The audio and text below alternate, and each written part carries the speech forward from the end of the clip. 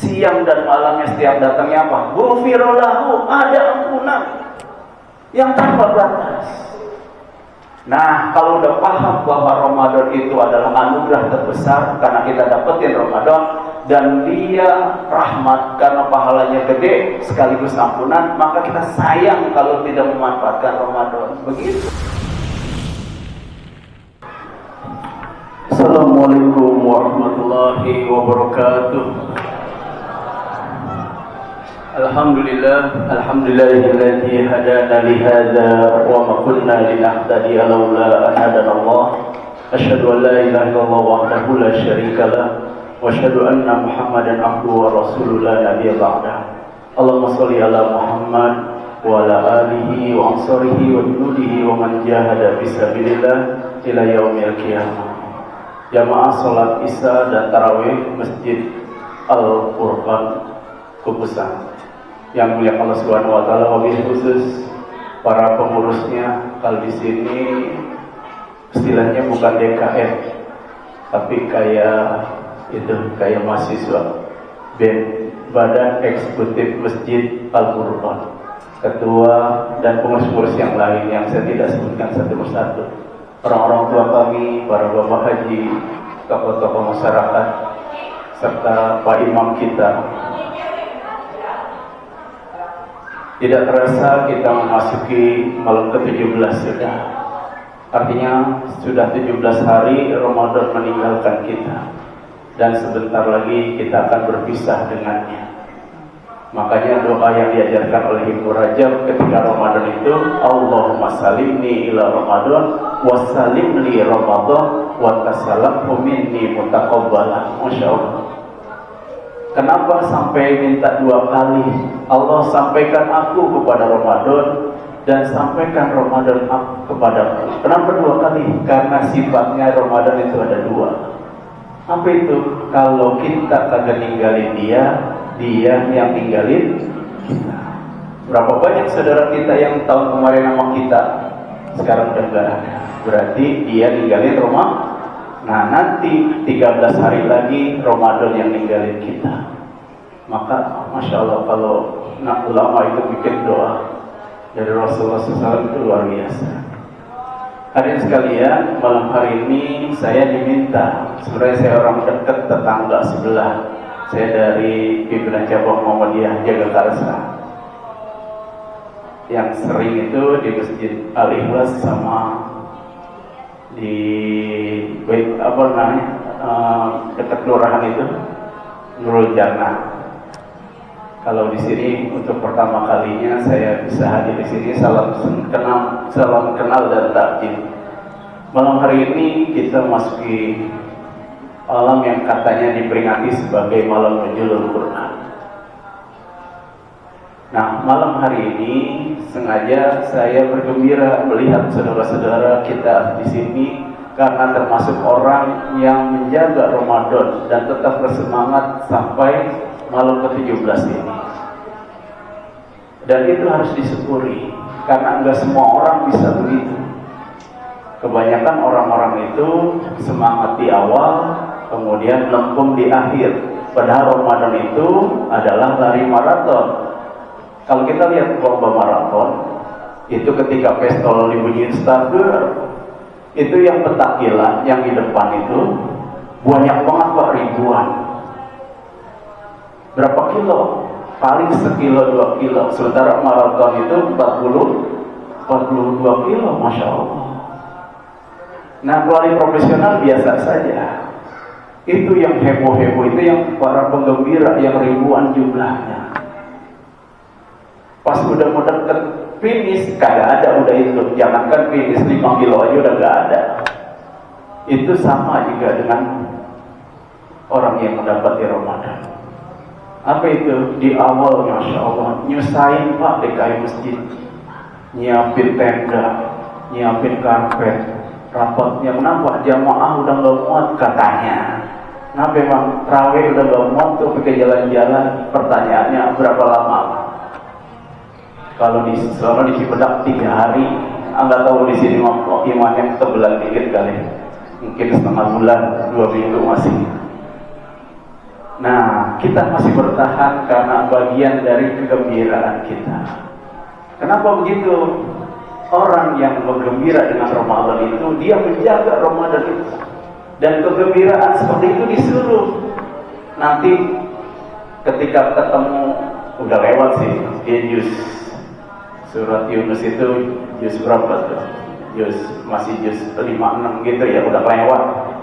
Itu di ayat 58 dikatakan begini, Kul bifadlillah wa birahmatih wa bidzalika fayafrahu huwa khairum mimma yajma'un. Ini kalau kita menjaga Ramadan bagian dari kegembiraan, maka kita termasuk ayat ini. Katakanlah, dengan anugerah Allah dan dengan rahmatnya, fabidzalika, dengan kedua hal tersebut kalian harus bergembira. Fayafrahu, karena apa? Huwa khairum mimma yajma'un. Itu lebih baik dari apa yang kita cari dan kita kumpulkan selama ini. Ini harus clear dulu nih paradigmanya, pandangannya, mindsetnya, bahwa Ramadan itu adalah fadlillah dan rahmatnya Allah. Ini harus supaya bisa bertahan sampai akhir Ramadan, menjaga nanti 10 malam terakhir. Kalau nggak clear di sini nih, bahwa Ramadan itu adalah rahmat Allah. Ramadan rahmat Allah terbesar dalam hidup kita. Bahkan mengalahkan apapun. Kata siapa? Kata Rasulullah SAW. Dari sahabat Talha, mungkin sering dengar ceritanya. Talha itu punya sahabat 2 orang. Kemudian masuk Islam. Kemudian berjuang sama-sama di jalan Allah. Cuma yang satu mati syahid, yang satu mati belakangan. Tapi di tempat tidur. Singkat cerita, Talha bermimpi ketemu 2 sahabatnya itu di pintu surga. Pikiran ibu-ibu, pikiran bapak-bapak, siapa yang masuk surga duluan? Yang mati syahid apa yang mati di tempat tidur? Yang mati syahid, saya juga begitu. Tapi Masya Allah, Talha ngimpi sampai bingung, sampai nanya sama Rasulullah, apa yang terjadi? Ternyata malaikat menjemput. Ternyata yang dijemput Tuhan adalah yang mati belakangan, setahun setelah yang mati syahid. Kemudian keluar lagi menjemput yang mati syahid. Kemudian diantarin masuk surga. Baru keluar lagi bilang kepada Talha, Talha, kamu belum waktunya pulang kau. Pulang suruh Talha. Cuma pertanyaannya, kenapa yang mati syahid masuknya nomor 2, bukan yang pertama? Kan logika kita kan harusnya yang pertama. Maka nanya itu sama Rasulullah SAW, kok bisa begitu ya Rasulullah? Kenapa itu bisa begitu? Maka kata Rasulullah, apa yang kalian herankan? Ada 3 pertanyaan. Bukankah yang mati, yang masuk surga duluan itu hidupnya 1 tahun lebih lama dari yang mati syahid? Bala ya Rasulullah SAW. Benar ya Rasulullah SAW. Artinya kalau dia usianya misalnya 50 tahun, 50 kali ketemu Ramadan, yang satu 51 kali ketemu Ramadan. Begitu. Pertanyaan kedua, ternyata bukan soal panjang umur doang. Yang kedua, bukankah dia mendapati Ramadan? Bala ya Rasulullah. Yang ketiga, bukankah dia melakukan sujud, melakukan ruku, dan melakukan amalan-amalan di bulan Ramadan itu penuh? Bala ya Rasulullah. Apa kata Rasulullah?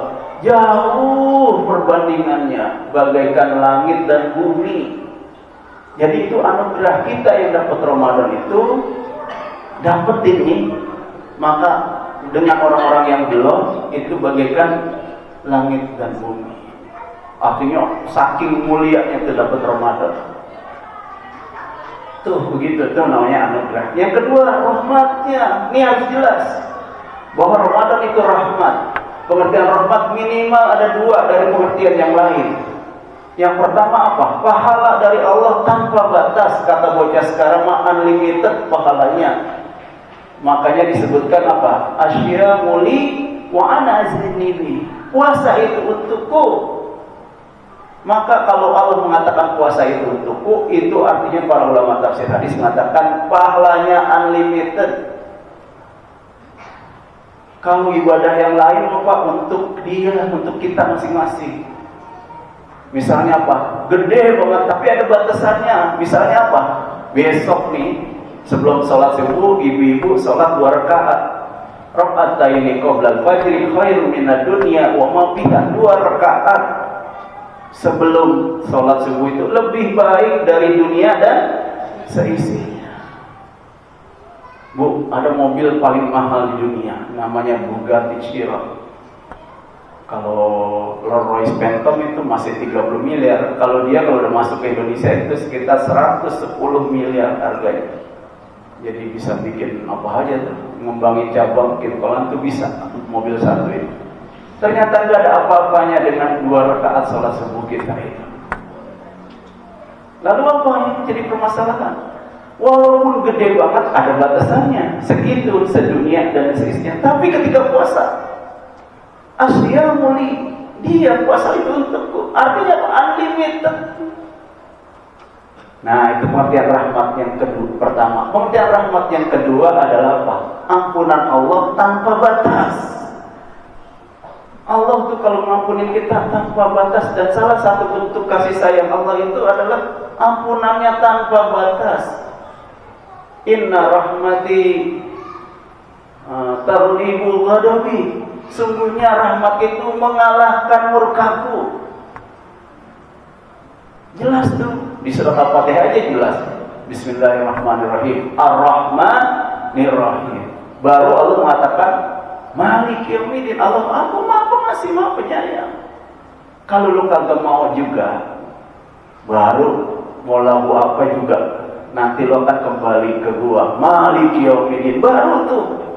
Coba kalau kita sama orang macam-macam, kita dulu, lu ngelawan sama RW, ngelawan masjid, begitu, murka kita dulu. Tapi Allah udah Ar-Rahmanir-Rahim. Baru kalau kita mau, Maliki yaumiddin. Nah, Ramadan itu ampunan Allah tanpa batas. Hadisnya udah hafal semua. Man qoma, man soma, nomor 3738 itu Sahih Bukhari itu. Sama, ujung-ujungnya apa? Ghufira lahu ma taqaddama min jami. Soma siang hari, koma nih kayak kita malam hari mengisi malam-malam dengan tarawih baca Quran, itu namanya koma. Siang dan malamnya setiap datangnya apa? Ghufira lahu, ada ampunan yang tanpa batas. Nah, kalau udah paham bahwa Ramadan itu adalah anugerah terbesar karena kita dapetin Ramadan, dan dia rahmat karena pahalanya gede sekaligus ampunan, maka kita sayang kalau tidak memanfaatkan Ramadan. Begitu. Maka orang-orang yang bertahan ini adalah orang-orang yang mengisi Ramadannya dengan ilmu. Girangnya itu karena ilmu. Nah, itu sekedar pemanasan. Malam hari ini adalah malam Nuzulul Quran. Tentu saja ketika Nuzulul Quran itu ada bagaimana kita bahas tentang apa keunggulan atau keuntungan kita mendapatkan Al-Quran. Kita mulai dengan istilah Nuzulul Quran. Quran itu turun. Para ulama mengatakan Quran itu turunnya tiga tahap, 3 fase. Yang pertama, kita nggak ada yang catat tuh kapan, kagak dikasih tahu informasinya. Allah nurunin kemana? Ke Lauhil Mahfuz. Di surat Al-Buruj terakhir, bal huwa Qur'anun Majid fi Lauhil Mahfuz. Allah turunin dari Allah ke Lauhil Mahfuz. Nggak ada catatannya, nggak ada keterangannya kapan Allah turunin, bagaimana Allah turunin, tapi utuh satu Quran. Kemudian yang kedua, fase kedua, Allah turunin dari Lauhil Mahfuz kemana? Ke langit dunia yang namanya Baitul Izzah. Nah, itulah yang disebut Nuzulul Quran. Inna anzalnahu fi lailatul qadar. Yang jelas Allah turunin Quran itu utuh dari Lauhil Mahfuz ke Baitul Izzah, itu lengkap sudah seperti itu. Maka waktunya jelas. Kapan itu? Bulan Ramadan. Bulan Ramadan. Nah, bulan Ramadan itu Allah turunkan semua kitab. Sungguhnya Allah menurunkan suhuf Ibrahim itu tanggal 1 Ramadan. Ini hadis sahih. Kemudian menurunkan Taurat kepada Musa tanggal 6 Ramadan. Menurunkan Injil kepada Nabi Isa itu tanggal berapa? Tanggal 13 Ramadan. Dan menurunkan Al-Quran kepada Nabi Muhammad itu menurunkan Quran dari Lauhil Mahfuz ke Baitul Izzah itu. Ini hadis versi lain ada yang tanggal 24 Ramadan, versi lain ada yang mengatakan 17, 23, 25. Yang jelas Quran itu turunnya bulan Ramadan, nggak usah diributin mau tanggal berapa kek. Nah, itu namanya Quran. Maka istilahnya anzala itu artinya Allah itu Quran itu. Nah, kalau fase ketiga itulah yang disebut fase terakhir. Apa itu? Allah turunkan kepada Nabi Muhammad dari Baitul Izzah ke Rasulullah SAW berangsur-angsur sesuai kebutuhan. Surat yang pertama adalah surat Al-Alaq ayat 1 sampai 5. Dan itu bukan yang dimaksud dengan nuzulul Quran, Pak. Yang nuzulul Quran itu Allah turunkan dari Lauhil Mahfuz ke langit dunia. Makanya istilahnya beda. Kalau Allah turunkan dari Baitul Izzah kepada Nabi Muhammad, istilahnya pakai nazala. Di surat Al-Furqan, di surat Ali Imran itu. Alif Lam Mim. Allahu la ilaha illa huwal hayyul qayyum. Nazzala 'alaikal kitaba bil haqqi musaddiqan lima baina yadayhi. Wa anzala musaddiqan lima baina wa anzala Taurat wal Injil. Jadi Allah turunkan. Kenapa Al-Quran pakai apa? Pakai nazala. Kira Taurat sama Injil pakai anzala. Apa bedanya? Nah, ternyata Allah turunkan Injil, Taurat, Zabur itu kepada nabi-nabi yang dimaksud itu adalah utuh, kagak berulang-ulang sekali aja, Pak. Tapi kepada Nabi Muhammad itu berangsur-angsur selama 23 tahun lebih. Maka pakai istilah nazzala 'alaikal kitab. Teliti banget Quran itu. Nah, itu prosesnya. Kenapa ada peristiwa nuzulul Quran? Lalu keuntungannya buat kita umat Islam apa dengan diturunkannya Al-Quran? Ini yang penting supaya kita tambah cinta, tambah sayang, tambah dekat dengan Al-Quran. Yang pertama, Al-Quran itu tanda cintanya Allah kepada kita. Kenapa begitu? Tanda sayang dan tanda pengasihnya Allah kepada kita. Kok bisa? Ya bisa. Kenapa begitu, Pak? Itu nanti kalau ketemu di surat di juz 27, ada surat 55 namanya surat Ar-Rahman. Anak-anak berpada akal itu 10 ayat pertama. Ar-Rahman, terus Allamal Khalaqal. Nah, saya butuh 3 ayat aja, Bu. Jangan sampai babi ai. Nah, itu kan ada berapa ayat, Bu? Surat Ar-Rahman? Hah? Berapa ya? 80? 86 apa berapa ya? Itu 36-nya itu adalah ayat yang diulang-ulang. Jadi kalau malam hari ini saya ngajarin separuh surat Ar-Rahman, pasti pada apa? Apa itu? Ada ayat yang diulang-ulang. Babi iya, udah separuhnya, Bu, itu. Ternyata apa? Bentuk kasih sayang Allah adalah Allah turunkan Al-Quran. Ar-Rahman, Allah mendeklar dirinya sebagai Maha Pengasih. Sayang sama kita, Allah tuh nggak pelit. Dengan apa? Allamal Quran, ngajarin Quran kepada kita.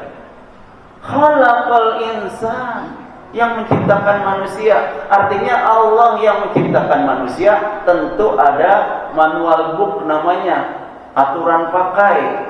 Persis kayak kita beli mesin cuci. Ketika kita beli mesin cuci kan ada manual booknya, ada buku petunjuk, Allah kasih. Dan cuma aturan petunjuk dari Allah doang yang cocok buat manusia. Kalau buatan manusia enggak cocok, karena bukan manusia yang menciptain.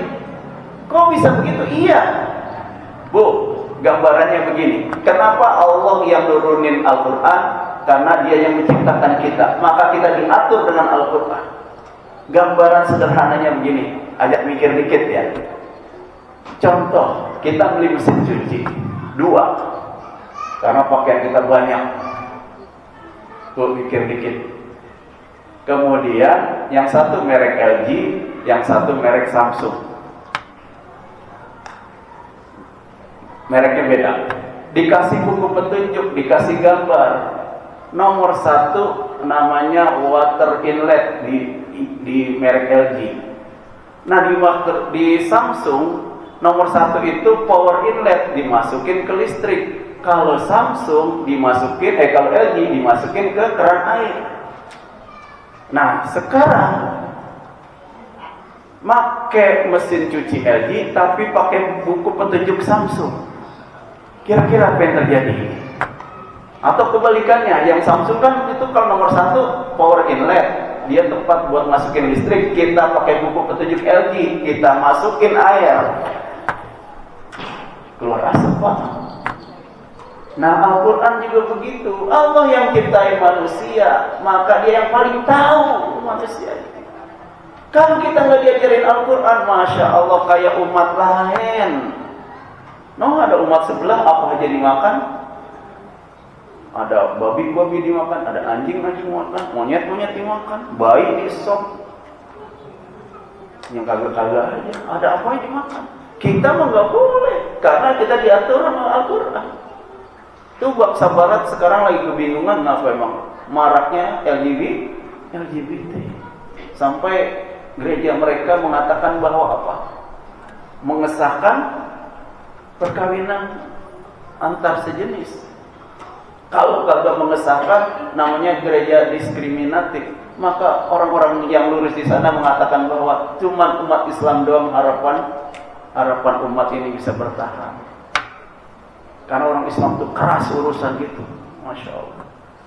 Karena apa? Ngatur dirinya pakai nafsunya. Kalau kita kan nggak bisa. Quran itu keras banget urusan itu.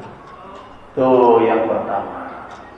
Jadi bentuk kasih sayang Allah, Bu, kita dikasih Al-Quran. Kita diatur dengan Al-Quran itu nyaman, pasti adil, pasti benar. Nah, yang kedua, Al-Quran itu sumber kemuliaan umat. Kata Rasulullah SAW, Inna allaha yarfa'u bihadal kitabi aqwaman wa yadha'u bihi akharin. Sungguhnya Allah mengangkat suatu kaum, derajat suatu kaum dengan bihadal kitab, dengan kitab ini, dengan Al-Quran. Tapi kalau kalian cuekin, wa yadha'u bihi akharin. Tapi kalau kalian cuekin, maka kalian akan dihinakan juga dengan kitab ini.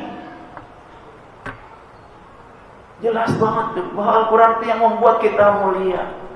Kenapa Al-Quran itu mulia, Bu? Karena apa saja yang nempel sama yang mulia, dia ikut mulia. Sama-sama bawain tas, sama-sama bawain kacamata. Cuman yang dibawain saya, cuman pembantu saya, asisten. Cuman kalau yang dibawain adalah Prabowo, kan mayor TNI berarti. Berarti pangkatnya apa itu? Udah ditaikin. Letkol, naik 2 tingkat. Gara-gara bawain tas sama kacamata, sama map. Sama jaga-jaga itu gak boleh deket-deket. Padahal kan kalau bantuin kita kan sama-sama bantu. Sopir, kalau sopir angkot ya sopir angkot saja. Tapi kalau sopir presiden, karena nempel sama presiden, minimal kolonel Pak. Minimal kapten sopir presiden itu. Karena apa? Ya sama-sama kerjanya nyopir. Karena nempel dengan mulia. Maka ketika Al-Quran karim mulia, nempel dengan Al-Quran, dia juga ikut mulia. Kok bisa gitu? Iya. Contoh, nih, saya ajak pikir-pikir. Ada anak namanya Musa, tahun 2014 juara Hafiz cilik. Berapa tahun Bu usianya? 5,5 tahun, hafal 30 juz, 29 lebih dikit, belum hafal semua, tapi 29 juz, tinggal sejuz lagi. Usianya berapa Bu? 5,5 tahun. Kalau kita berapa tahun Bu? 55. Bedanya ada komanya. Kalau dia nggak ada, kita nggak ada komanya. Kalau dia ada, ya Allah, lomba di Arab itu menteri, pejabat-pejabat sana cium tangan sama bocah. Bukan karena bocahnya. Dr. Amil Faisal, ahli tafsir Quran, cium tangan dan nangis sama Musa. Kenapa Musa begitu mulia? Laude Musa yang dari Riau itu, padahal dari namanya dia orang Bugis itu, ketahuan. Tapi Masya Allah, dia mulia. Dengan apa? Dengan Al-Quran. Nah, kemudian itu contoh yang paling sederhana. Contoh yang berikutnya, Bu, kalau kita di zaman dulu habis ngorban, kan kulitnya nggak laku dijual zaman dulu. Terus biasanya dijemur. Habis dijemur, direntangin, kemudian kulit itu nempel sama kayu bolong. Jadi apa Bu? Jadi bedung. Ya paham dah, pintar.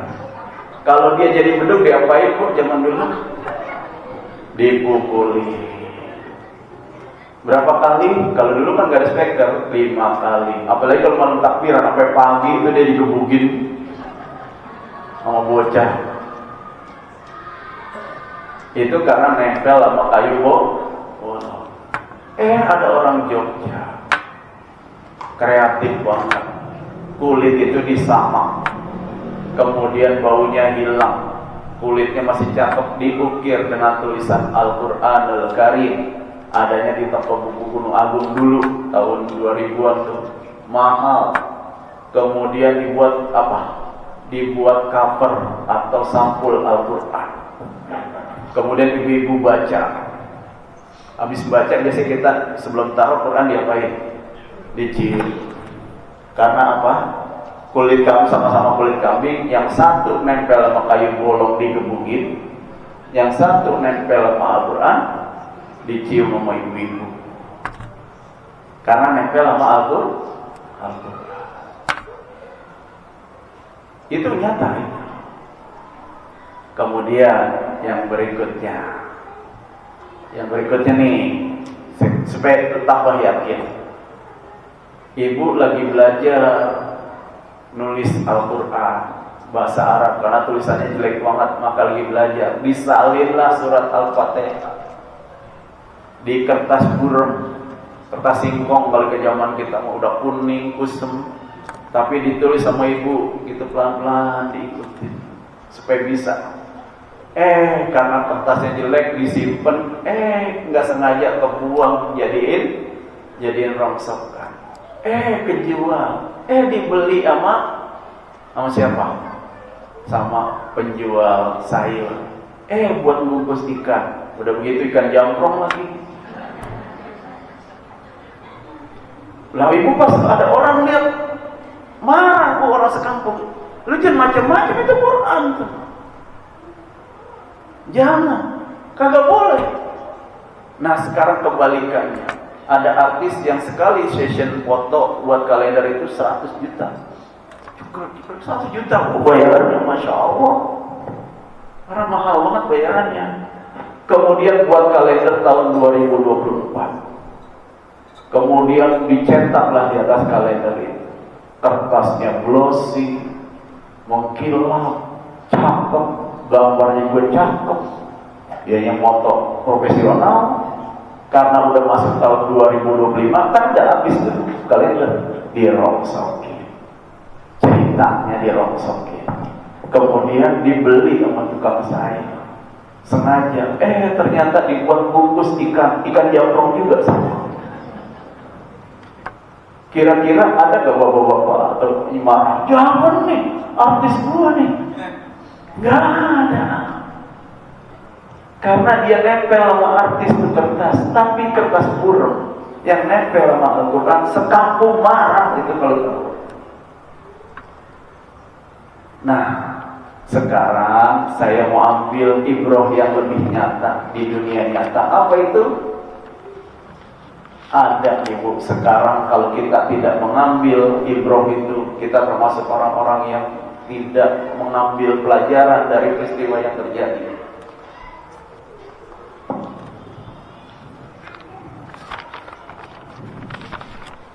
Nah, ini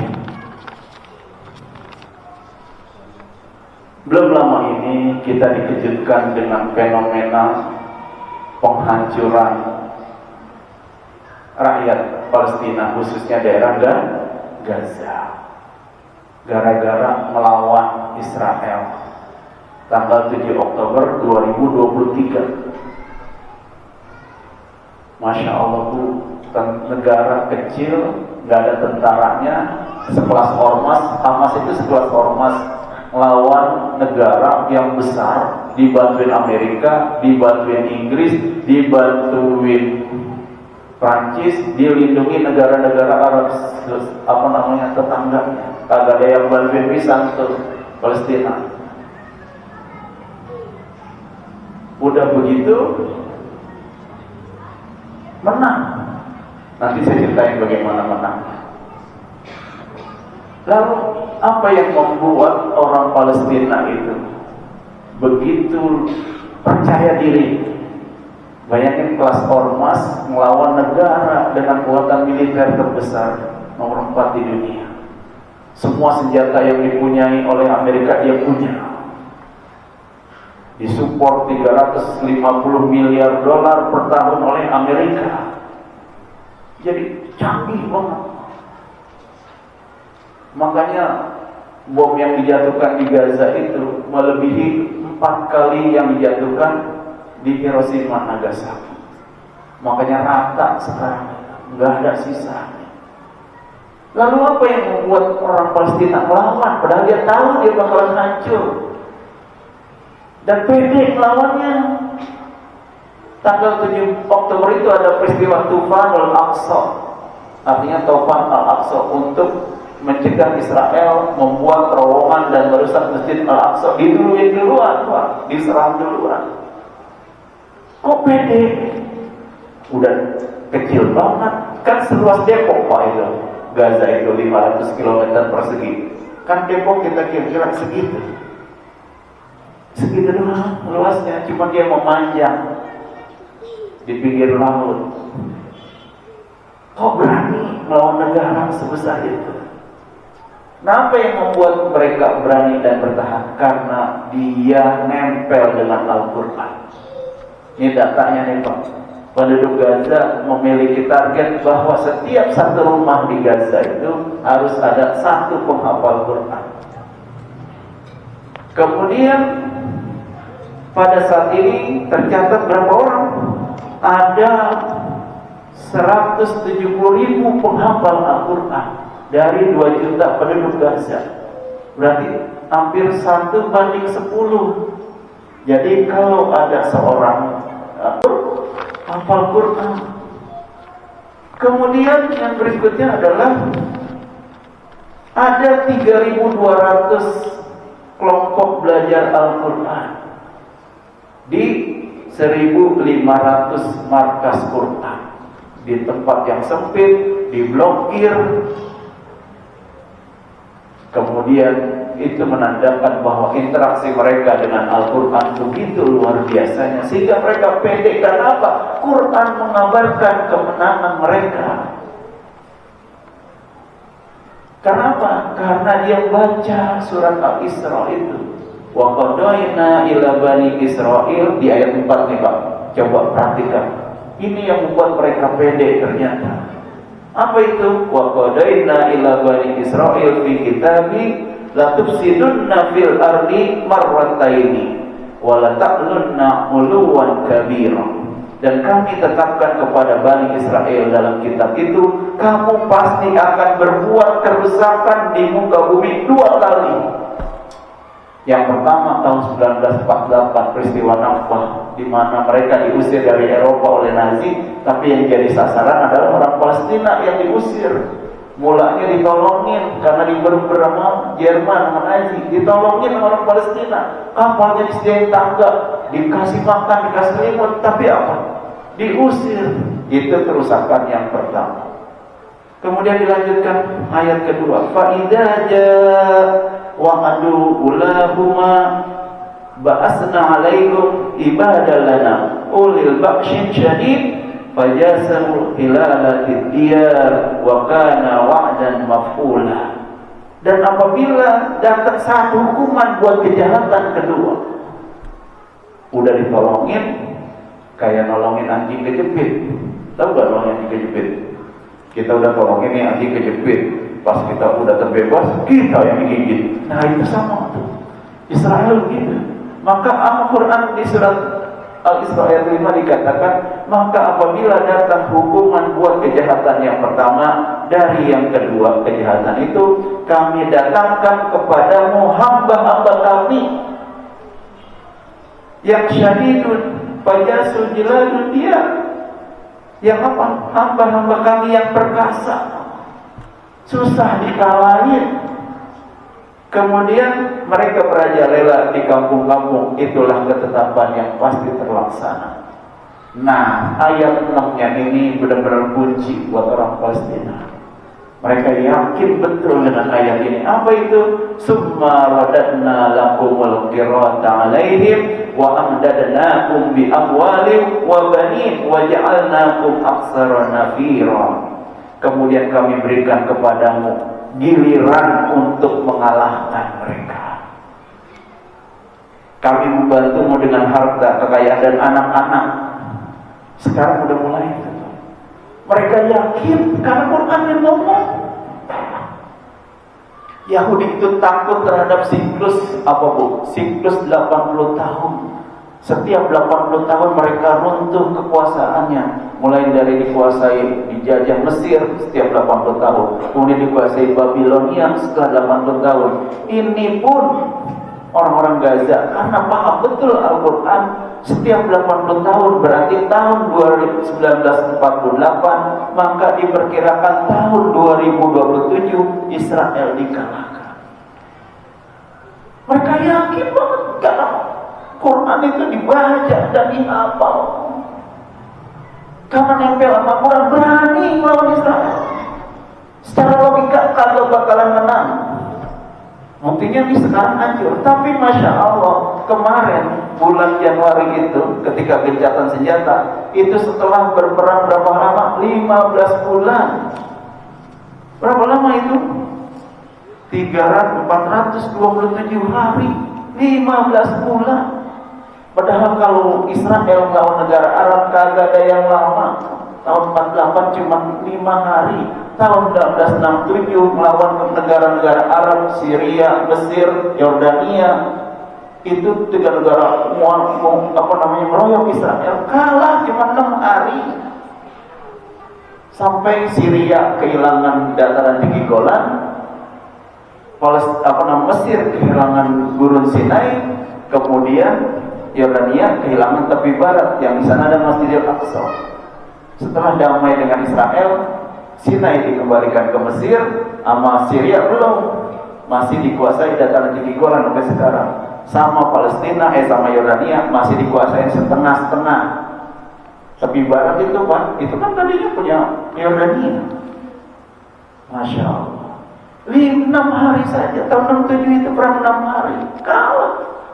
Lah ini melawan ormas 15 bulan. Kemudian yang minta berhenti bukan orang Gaza, udah dirantahin, dibom, yang meninggal 51.000, kebanyakan anak-anak. Seharusnya makan orang Gaza marah, gara-gara lu nih Hamas gue jadi susah. Kagak, pengennya begitu tuh Israel. Kenapa dibomin semua? Supaya rakyatnya berontak. Kagak ada yang berontak, malah senang. Yang jadi permasalahan, kenapa mereka bisa begitu? Karena nempel dengan Al-Quran. Hiburan mereka cuma Al-Quran. Mereka penghafal Quran. Malu kita Kadang-kadang kita nonton, ya Allah, kesian banget itu melihat anak-anak.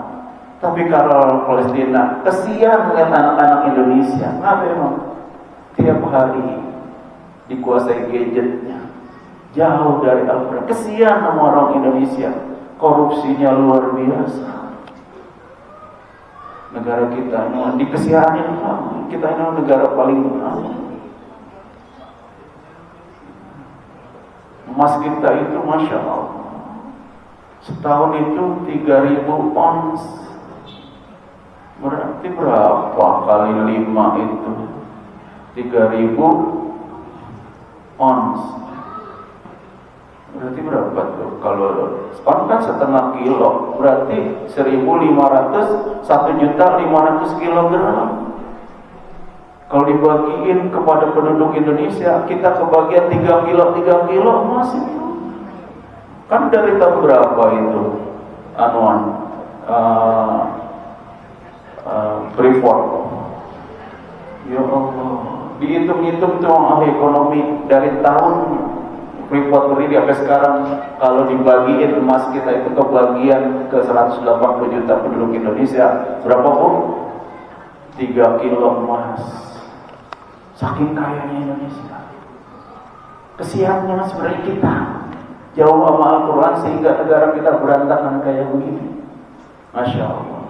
Nah, kembali lagi, kok mereka menang? Padahal kalau menurut pandangan kita hancur-hancuran juga aja, tapi enggak. Karena kenapa menang? Ada 4 faktor. Ini saya sampaikan supaya jangan termakan oleh opini orang yang membuat seolah-olah Palestina itu kalah, Gaza itu kalah. Enggak, yang minta berhenti adalah Israel karena tentaranya ribuan yang mati. Belum pernah Israel mati ribuan, mati satu aja dia ributnya minta ampun. Itu yang pertama. Yang pertama, tujuan perang mereka tidak tercapai. Tujuan pertama adalah membebaskan Gaza dari pemerintahan Hamas. Yang kedua, membumi, menghapuskan dan menghilangkan Hamas. Yang ketiga, membebaskan Sandra. Ternyata tiga-tiganya kagak berhasil. Hamas anggotanya nambah. Kemudian ibu-ibu Gaza itu ibu-ibu tersubur di dunia. Lagi di pengungsian aja yang lahir banyak. Masya Allah. Sementara orang Israel gak pada punya anak. Itu yang membuat ini dari mana? Emang sempat mengungsi itu bikin anak? Masya Allah. Kemudian yang menjadi anggota Hamas itu nambah 20.000 sekarang. Berarti kan itu berhasil tujuan perangnya. Kemudian sekarang semua negara menyatakan BDN, boykot, kemudian diinvestasi. Jadi gerakan untuk memboikot dan jangan berinvestasi kepada Israel. Itu semua negara. Di negara-negara Latin itu timur, Brazil, Kolombia, Spanyol, itu sekarang mereka sudah anti banget. Bahkan memutuskan hubungan diplomatik dengan Israel. Belum pernah terjadi seperti itu. Dan yang paling mencengangkan adalah apa? Syria yang dikuasai oleh Syiah Rafidah, rejim Bashar al-Assad, itu baru saja digulingkan kan kemarin oleh tentara yang hampir sama dengan Hamas di bawah pimpinan Muhammad Jaulani, namanya HTS, Hayatul Tahrir Syam. Jadi tentara pembebasan negara Syam. Apa yang membuat ide mereka? Ini luar biasa. Ketika Muhammad Jaulani presidennya itu ditanya, apa yang membuat Anda tetap bertahan melawan rejim Al-Assad yang 50 tahun menguasai negara Anda? Kami malu sama penduduk Gaza. Penduduk Gaza itu tentaranya dikit, melawan tentara nomor 4 terkuat di dunia, menang. Masa kami melawan rejim yang udah sakit-sakitan, yang bantuin udah pada kabur, Iran udah segen-segenan bantu, Rusia udah kabur. Masa kita nggak mau, nggak bisa melawan mereka? Maka terus dikepung, akhirnya jatuh juga. Dan itu tanda-tanda bahaya buat Israel. Kenapa? Itu berbatasan langsung dengan Israel. Itu yang paling kita takutin. Gara-gara apa? Gara-gara nempel dengan Al-Quran. Kita baju berapa? 15 menit lagi dah, pas setengah 10. Sejam berarti. Nah, ibu-ibu, bapak sekalian, itu tanda bahwa kenapa kita bersyukur dikasih Al-Quran. Tadi itu dia tanda kasih sayang Allah, kemudian dia tanda apa? Kemuliaan kita. Kita itu nempel Al-Quran jadi mulia. Kenapa bangsa kita terhina? Karena jauh umat ini dari Al-Quran. Al-bu'du anil Quran wa sunnah, jauh dari petunjuk Al-Quran dan sunnah. Makin jauh makin terhina. Nah, kemudian yang berikutnya, orang-orang yang bagus interaksinya dengan Al-Quran, ini nanti nih buat kalau kita sudah masuki alam akhirat. Maka mudah-mudahan kita yang hadir di sini masuk surga dari 8 pintu itu. Iya, nanti masuk surga dulu. Cuman klasternya beda-beda bu, surga itu. Makin ke atas, ya tuh gimana kayak yang penting masuk dah. Mau di bawah kayak, yang penting masuk dulu, di bawah juga enak banget udah. Iya. Ya ternyata surga itu makin ke atas makin nikmat, berkumpul dengan orang soleh, paling atas berkumpul dengan nabi, para syuhada, para siddiqin. Ternyata tempatnya bertingkat-tingkat, berklaster-klaster, makin tinggi makin mulia. Ternyata bukan di surga doang, di dunia juga begitu. Saya lagi udah berapa tahun yang lalu, lagi nyari sesuatu di apa namanya, Detos. Ada orang nawarin apartemen, ngerbondak, dikirain saya punya duit banyak kali, tampaknya ditawarin kok. Bagaimana harganya? Ternyata makin ke atas makin mahal. Udah gitu sama-sama lantainya ditanya, bapak yang pengen menghadap kemana? Ke Gunung Salak apa ke kampung mau yang Ciliwung? Nah memang beda pak harganya. Lah beda sama-sama. Madepnya ke sono yang melihat atap-atap rumah orang kampung dengan yang menghadap mudik beda ternyata. Itu baru di dunia. Ternyata di surga juga ada klaster. Ibu percaya? Percaya. Harus percaya karena ini kata Rasulullah SAW. Begini kata Rasulullah SAW. Yuqalu li sahibil Qur'an. Setelah masuk surga ini kita semua dikatakan kepada sahibil Qur'an. Orang yang membaca Quran, para ahli tafsir hadis mengatakan orang penghafal Quran, yang ngapalin Quran, karena nanti kaifiatnya, syariatnya harus dibaca. Dikatakan para penghuni surga yang sudah masuk surga, masuk surga itu, dan dia sahibul Quran. Apa? 3. Iqra, wartaqi, waratil. 3. Iqra, baca. Kemudian setiap kamu baca, kamu akan naik. Kemudian baca dengan tartil. Kama kunta turatilu di dunia. Kayak kalian bacanya di dunia tartil. Ini kagak dapet nih yang 23 rakaat 7 menit. Kan ada sekarang lagi ngetrend. Dipecahin lagi di Indramayu 6 menit. Bismillahirrahmanirrahim. Tahu lagi apa baca tahu? Boleh.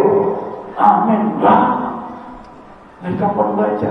Haram bu salat begitu, nggak boleh. Jangan. Kalau ada yang begitu di sini, jangan ikutin. Nggak boleh.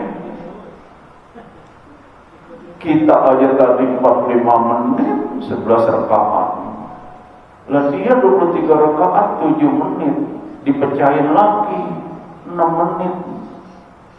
Bacanya sekarang mulai diperjelas, cuman surahnya Bismillahirrahmanirrahim, Sin, ya, Toha, Yasin, begitu. Itu dong, Allahu Akbar, Toha, Allahu Akbar, Alif Lam Mim, Allahu Akbar.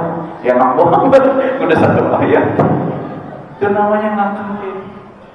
Giliran surat Maryam dia kagak berani bu, walaupun cuma huruf doang tapi panjang. Kaf ha ya ain shad. Kelamaan kata dia mas gitu. Nah, masya Allah, jangan. Maka nggak berlaku tuh buat orang gitu, karena disuruh apa? Iqra, wartaqi, warattil, baca dan naik.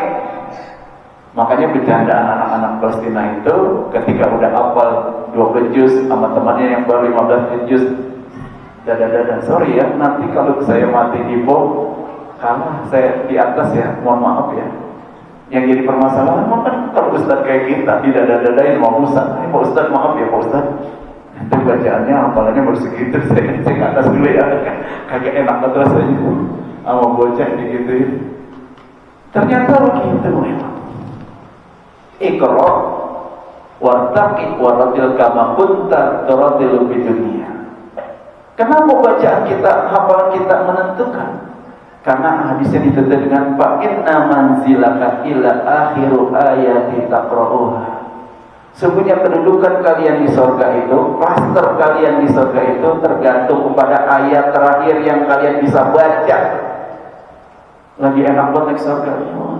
Sampai kuliah doang karena tiap hari baca kuliah doang. Ya lagi enak banget habis. Ya udah di situ udah berhenti. Kalau yang panjangan dikit sampai waduh ya naik lagi. Tapi yang penting masuk surga dulu dah. Yang jadi permasalahan ikroknya itu apa yang dibaca? Quran. Nggak ada Quran. Pakai headset, kagak ada headset. Pakai apa bu? Hafalan kita. Nah, kan mulai mikir dah. Dah, gue jadi pengen, cuman gue kalau ngapal malah tekor. Ngapal amaya tasa'alun apal anin nabailnya kagak apal. Gua apalin anin nabailnya amaya tasa'alunnya lupa. Model kita begitu tuh nenek-nenek dulu.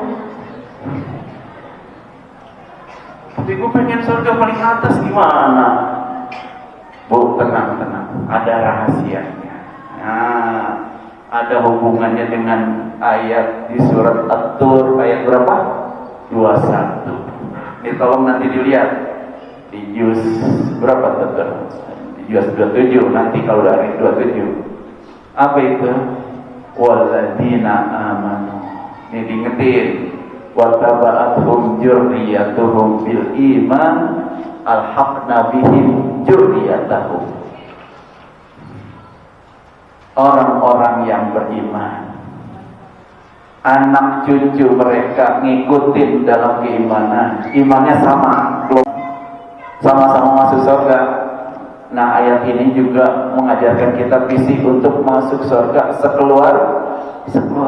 Jangan soleh sendiri-sendiri, bapaknya doang yang rajin ke masjid, anaknya kagak, anaknya nggak jelas. Nah itu harus diperhatiin juga. Walladzina amanu wa taba'athum dzurriyyatuhum bil iman. Anak cucu keturunan mereka ngikuti dalam keimanan. Apa janji Allah? Alhaqna bihim. Allah kumpulkan lagi nanti di surga. Tuh kalau tafsirnya begitu terjemahan bahasa Indonesianya begitu, terjemahan Depaknya begitu. Tapi kalau tafsirnya bukan begitu. Alhaqna bihim dzurriyyatahum. Allah kumpulin lagi nanti kita di surga. Bu, kita kangen nggak sama orang tua kita yang udah meninggal? Sama saudara-saudara kita yang meninggal? Kangen banget. Kalau lagi ngumpul, walaupun cuma makan ikan asin sama semur jengkol, sama ikan jambrong, seneng gak bu? Seneng. Walaupun ngumpulnya di kebun raya, walaupun ngumpulnya di Cibodas doang, udah seneng buat begitu juga. Karena ngumpul sama keluarga, iya.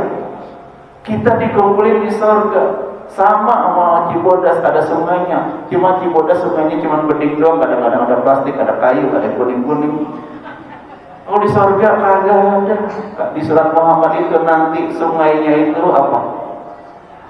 Susu, madu, air yang kalau kita minum kagak pernah haus saking segernya. Sama homer, wine yang sekarang mahal itu puluhan juta kalau kita beli. Nanti kita buat kumpiang kaki dikumpulin saudara. Kan enak banget dikumpulin di situ. Nah, tafsirnya bagaimana? Alhaqna bihim itu adalah bukan dikumpulin doang, diapain bu? Di-upgrade. Apa di-upgrade? Di-upgrade surganya. Kalau bapaknya lebih soleh, lebih tinggi surganya, anak keturunan yang masuk surga ngikutin bapaknya. Kebalikannya, emang bapaknya petani zaman dulu. Kan sama tuh saya ngerasain tahun 80-an pepaya 200 dipikul kelentek ya. Berat. Dia sholat sama dia bisa baca Quran aja udah hebat orang tua dulu. Nah, buat ngapain? Buat nyekolahin anaknya pinter, hafal Quran, soleh. Kan anaknya surganya lebih tinggi. Maka bapaknya ngikutin anak, itu namanya al-haqna. Nah, di situ kuncinya. Kalau bapak punya anak cucu nih, kuncinya sebelum saya tutup, punya anak cucu, cicit.